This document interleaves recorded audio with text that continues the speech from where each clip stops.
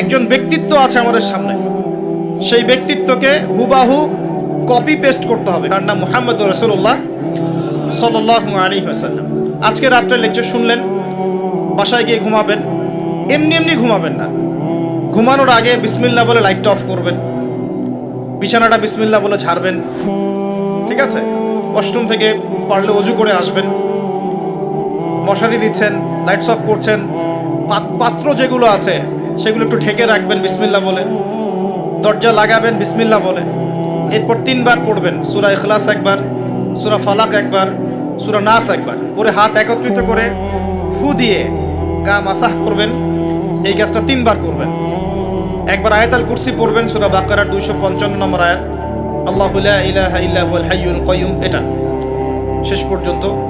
এরপর সূরা বাকারার শেষের 3টা আয়াত পড়বেন, লিল্লাহি মা ফিস সামাওয়াতি, এখান থেকে ফানসুরনা আলাল কওমিল কাফিরিন পর্যন্ত। তারপর ডান কাতে পাশ ফিরবেন, বলবেন আল্লাহুম্মা বিইসমিকা আমুতু ওয়া আহইয়া। হাত নিবেন, হাতে গুনতে থাকবেন সুবহানাল্লাহ সুবহানাল্লাহ সুবহানাল্লাহ 33 বার, আলহামদুলিল্লাহ আলহামদুলিল্লাহ আলহামদুলিল্লাহ 33 বার, আল্লাহু আকবার আল্লাহু আকবার আল্লাহু আকবার 34 বার, ঘুমিয়ে যাবেন।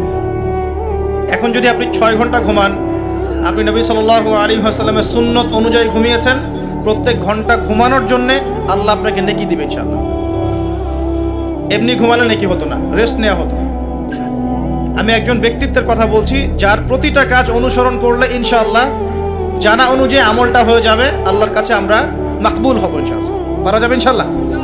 ঘুম থেকে উঠলেন, এমনি এমনি উঠে চলে যাবেন না, উঠেন, বসেন, বসে ঘুমের ভাব দূর করেন, দূর করে বলবেন আলহামদুলিল্লাহিল্লাযী আহইয়ানা বা'দা মা আমাতানা ওয়া ইলাইহিন নুশুর। এবার বাথরুমে যান, বাথরুমে গিয়েই বাথরুমে ঢুকে গান গাওয়া শুরু করবেন না, বাথরুমে ঢুকেই বাম পা দিয়ে ঢুকবেন, ঢোকার সময় বলবেন বিসমিল্লাহ আল্লাহুম্মা ইন্নী আউযু বিকা মিনাল খুবসি ওয়াল খাবাইস। বাথরুমে কিন্তু জিন শয়তান থাকে।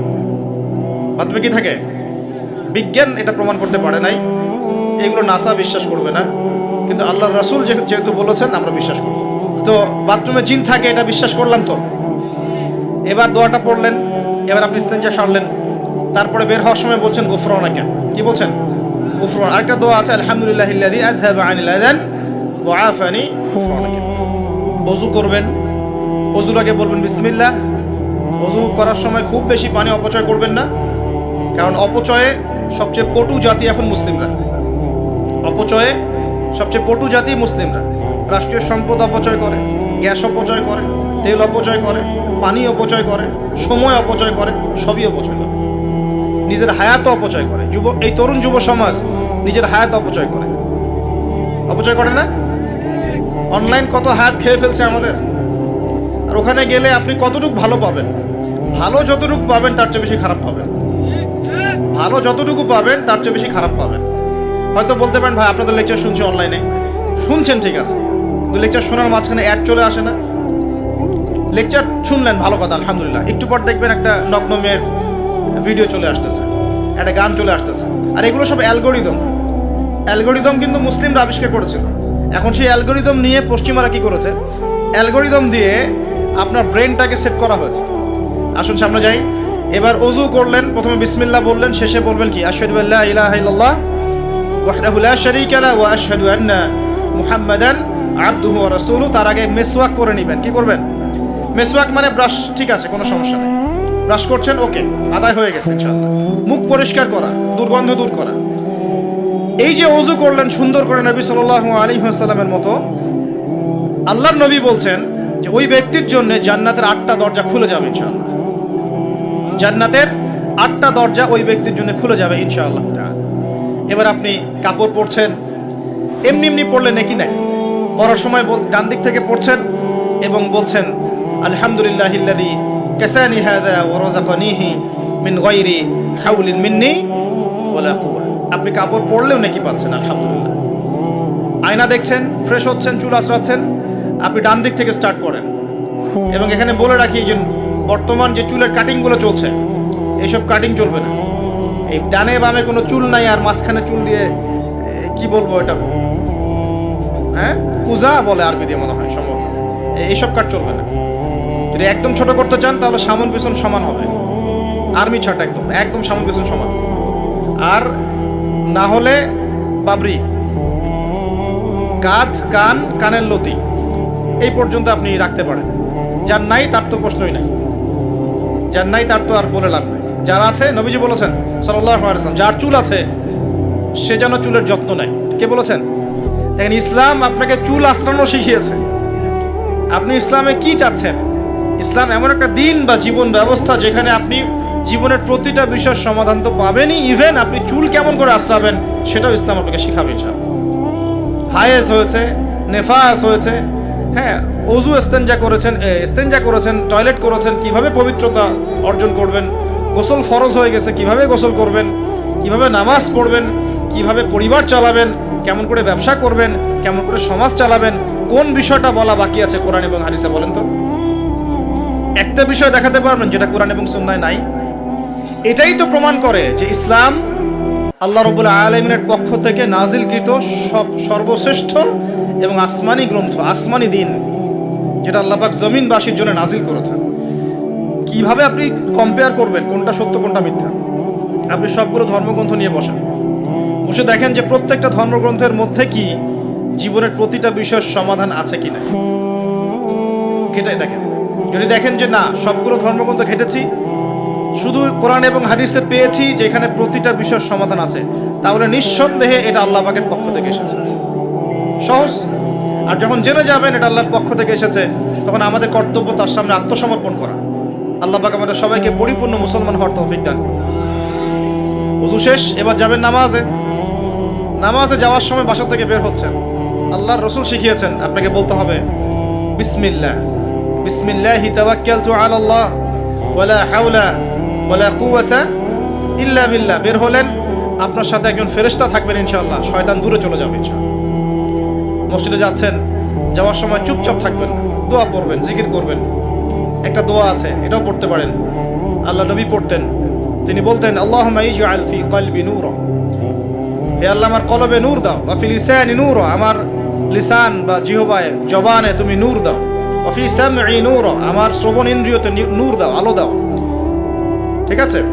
ওয়া ফি বাসরি নূরা, আমার দৃষ্টি শক্তির মধ্যে নূর বা আলো দাও। ওয়া আন ইয়ামিনি নূরান, আমার ডান দিকে আলো দাও। ওয়া আন শিমালি নূরান, আমার বাম দিকে আলো দাও। হ্যাঁ, ওয়া মিন খালফি নূরান ওয়া মিন তাহতি নূরা, আমার উপরে নিচে তুমি নূর দাও। আল্লাহুম্মা ইজআল ফি নাফসি নূরা, আল্লাহ আমার নফসের মধ্যেই তুমি নূর বা আলো দাও। এরকম দোয়া আছে, আরো অনেক শব্দে আসছে। এটা ছোটটা বললাম, এটা বড় ভার্সনও আছে। এই দোয়াটা অনেক বড়, তো এই দোয়াটাও পড়তে পারেন। নূর বা আলো কার পক্ষ থেকে আসে? দুনিয়াতে যদি আমরা এই জাহেলি পরিবেশে, অন্ধকারাচ্ছন্ন সমাজে আমরা যদি আলো চাই, আল্লাহর নূর ছাড়া কোনো গতি নাই। আল্লাহ পাকের নূর এমনি এমনি আসবে না। আগে ফরজিয়াতের উপর আমল করতে হবে, নফল আমল বাড়াতে হবে, সুন্নতের উপর পাবন থাকতে হবে, মনের মধ্যে রোগ দূর করতে হবে। মনে অহংকার রাখলে নূর আসবে না, মনে হিংসা বিদ্বেষ রাখলে নূর আসবে না, সারাদিন গীবত তহমত সমালোচনা গালিগালাজ করে নূর আসবে না, হারাম খেলে নূর আসবে না। এক কথায় তাসকিয়া বা আত্মশুদ্ধি অর্জন না করতে পারলে নূর আসবে না। আর আল্লাহর নূরওয়ালা মানুষদের কাছে গেলে ইনশাআল্লাহ নূর আসবে। এরকম মানুষ তো খুঁজে পাওয়া এখন মুশকিল না? আমরা মোটামুটি সবাই দিন দিন কেমন জানি বস্তুবাদী হয়ে যাচ্ছে।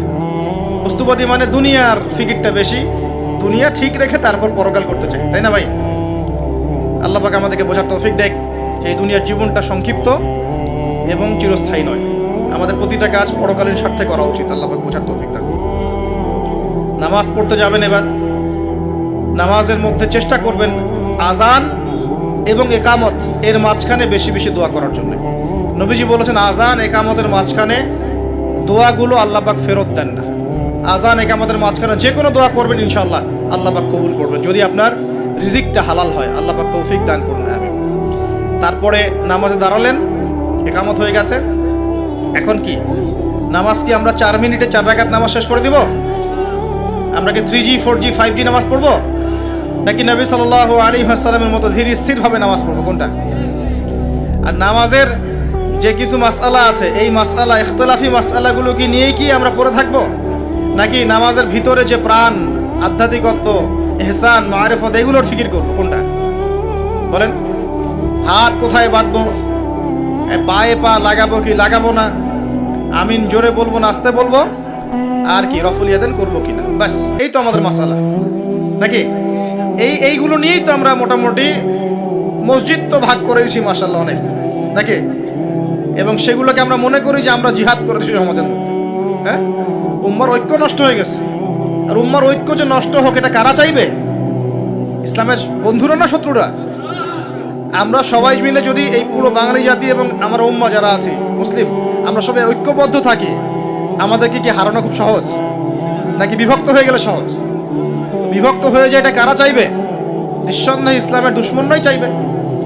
তো আমরা বিভক্ত হয়ে যাচ্ছি কারণে অকারণে। তো দেখুন নামাজের মূল জিনিসটা কি? আল্লাহকে পাওয়া। নামাজে দাঁড়িয়েছি, নামাজে কতটুকু মনোযোগ থাকে, কি পড়ি বুঝি কিনা, সূরা ফাতিহার অর্থ বুঝি কিনা, সেজদায় আল্লাহকে পাই কিনা, আমি দোয়া করলে আমার চোখ দিয়ে পানি ঝরে কিনা, তেলাওয়াত বুঝি কিনা, রুকু ধীরস্থিরভাবে করি কিনা, সেজদা ধীরস্থিরভাবে করি কিনা, নামাজে কি আমি চুরি করি, এগুলো খেয়াল রাখতে হবে। স্থিরতা থাকবে। অনেকে দেখি নামাজে রুকু করেন, রুকু থেকে মাথা না তুলেই তাবাস করে সেজদায় চলে যান, করেন কিনা? এটা নামাজ চুরি করা। এই নামাজ আল্লাহর কাছে কবুল হয় না। একটা হাদিসে আসছে বহু নামাজি আছে যাদের নামাজ শেষ হওয়ার পরে নামাজটাকে নিয়ে তাদের মুখের উপর নিক্ষেপ করে দেওয়া হয়। বলেন নাউযুবিল্লাহ। আমরা কি এমন নামাজি হতে চাই? নবী সাল্লাল্লাহু আলাইহি ওয়াসাল্লাম নামাজে দাঁড়াতেন, দুনিয়া ভুলে যেতেন, দুনিয়ার ফিকির থাকতো না, কোনো পা ফুলে যেত, তিনি টেরই পাচ্ছেন না। একটা হাদিসে আসছে নবী সাল্লাল্লাহু আলাইহি ওয়াসাল্লাম এক রাকাতের মধ্যে প্রায় 4.5 পারা কোরআন তেলাওয়াত করেছেন। আমরা তো এতটুকু পারবো না, আমরা জানি, কিন্তু অন্তত পক্ষে 10টা আয়াত যদি পড়ি, একটা সূরাও যদি পড়ি, এটাকে ধীর স্থিরভাবে পড়া যাবে কিনা? যাবে না? একটু অর্থটা বুঝে পড়া যায় না? আমরা যখন ফাতিহা সানার পরে সূরা ফাতিহা স্টার্ট করে আমরা বলি আলহামদুলিল্লাহি রাব্বিল আলামিন, আল্লাহ পাক উত্তর প্রদান করেন, বলেন হামিদানি আব্দি। আমরা বলি আর রহমানির রহিম, আল্লাহ পাক বলেন ইথনা আলাইয়া আব্দি। আমরা বলি মালিকি ইয়াউমিদ্দিন, আমরা বলি যখন আল্লাহ পাক তার উত্তর দেন, বলেন মাজ্জাদানি আব্দি। আমরা বলি ইয়াকা না'বুদু ওয়া ইয়াকা নাস্তাঈন, আল্লাহ পাক বলেন হাযা বাইনি ওয়া বাইনা আব্দি। আমরা দোয়া করি বলি ইহদিনাস সিরাতাল মুস্তাকিম সিরাতাল্লাযীনা আন'আমতা আলাইহিম গায়রিল মাগদুবি আলাইহিম ওয়ালাদ-দাল্লিন। এরপর আল্লাহ পাক বলেন ওয়ালি আব্দি মা সাআলা, আমার বান্দা যে পথ চেয়েছে আমি তাকে তা দিলাম।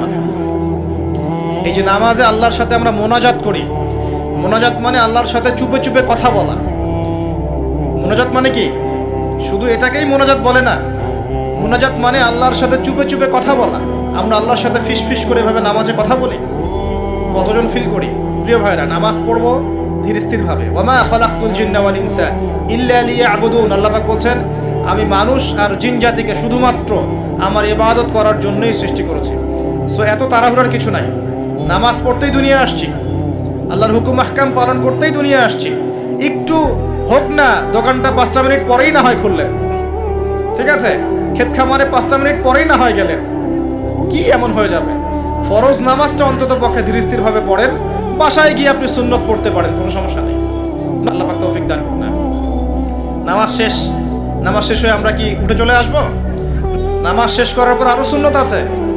নামাজ শেষ করার পরে একবার বলতে হয় আল্লাহু আকবার, তারপর 3 বার বলতে হয় আস্তাগফিরুল্লাহ আস্তাগফিরুল্লাহ আস্তাগফিরুল্লাহ, একবার বলতে হয় আল্লাহুম্মা আনতাস সালাম ওয়া মিনকাস সালাম তাবারাকতা ইয়া যাল জালালি ওয়াল ইকরাম, আরো বলতে হয় আল্লাহুম্মা আইন্নি আলা যিকরিকা ওয়া শুকরিকা ওয়া হুসনি ইবাদাতিকা। এগুলো পড়তে হবে না?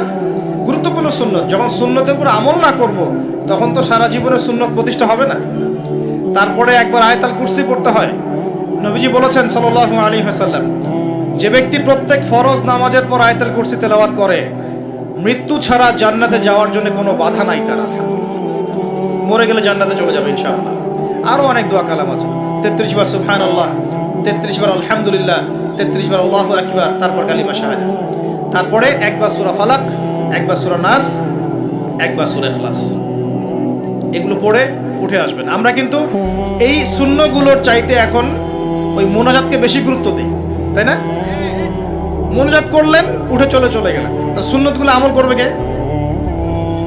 মোনাজাত তো অপেক্ষায় বসে আছেন, সালাম ফিরানো হয়ে গেছে, ব্যাস মোনাজাত 1 মিনিট শেষ, আলহামদুলিল্লাহ শেষ করলেন, কিন্তু সুন্নতগুলো আমল করবে কে? সুন্নতটা কি সরে গেল না? আমি তর্ক করতে আসিনি এই বিষয় নিয়ে। করেন বুঝলাম, আপনি করেন, ঠিক আছে করেন, কিন্তু সুন্নত আমলটা করবে কে? এই জিকির আজগার তাসবিহ তাহলিলগুলো কে পড়বে? তাহলে ওগুলো তো পড়তে হবে নাকি? ওগুলো তো পড়তে হবে। তাসবিহ তাহলিল জিকির আজগার শেষ করেন, আল্লাহ পাক তৌফিক এনায়েত করুন। হ্যাঁ, এরপরে আসেন, এবার যে নামাজ থেকে বের হয়ে গেলাম, এখন কেউ যাবে চাকরি ক্ষেত্রে, কেউ ব্যবসায়, কেউ পড়াশোনায়, হ্যাঁ, কেউ সমাজে, বিভিন্নজন বিভিন্ন জায়গায় চলে যাব না নামাজ শেষে? আচ্ছা, এখন ঘুমালাম নবীর মতো, উঠলাম নবীর মতো, দাঁত ব্রাশ করলাম, মাশাআল্লাহ, মেসওয়াক করলাম, ওযু করলাম, ইস্তিনজা করলাম, নামাজে গেলাম, নামাজও পড়লাম, সব কিছু নবীর মতোই করলাম সাল্লাল্লাহু আলাইহি ওয়াসাল্লাম। এখন কি ব্যবসায় গিয়ে মাপে কম দিতে পারবো? বলেন, কথা বলেন। এখন আসল জায়গায় আসেন। নামাজ তো আলহামদুলিল্লাহ পড়লাম, জিকির আজগার করলাম, তাসবিহ তাহলিল করলাম, কোরআনও তেলাওয়াত করলাম, মাশাআল্লাহ, আল্লাহ পাককে বলে আসলাম, আল্লাহ তোমারই ইবাদত করি, তোমার কাছেই সাহায্য চাই, আর কারো কাছে চাই না। এখন কি বের হয়ে আমি যখন চাকরিতে যাব বা ব্যবসায় যাব বা অন্যান্য সেকশনে যাব, এখন কি আমি ব্যবসায় গিয়ে মাপে কম দিতে পারবো কিনা? এখন কি আমি পণ্যে ভেজাল দিতে পারবো কিনা? এখন কি আমি মিথ্যা কসম করে পণ্য বিক্রি করতে পারবো কিনা? এখন চাকরি ক্ষেত্রে গেলে আমি কি ঘুষ নিতে পারবো কিনা? আমি কি সুদ খাইতে পারবো কিনা? আমি কি বাজারে কৃত্রিম সিন্ডিকেট তৈরি করতে পারবো কিনা? বাজারে একটা রেট চলছে, আমরা পলিসি করে দামটাকে মজুত করে বাড়াই দিলাম, মানুষকে একটা ধোঁকা দিতে ফেললাম, পারবো কিনা? এখানে গিয়ে আমানতের খেয়ানত করতে পারবো কিনা? দায়িত্ব অবহেলা করতে পারবো কিনা?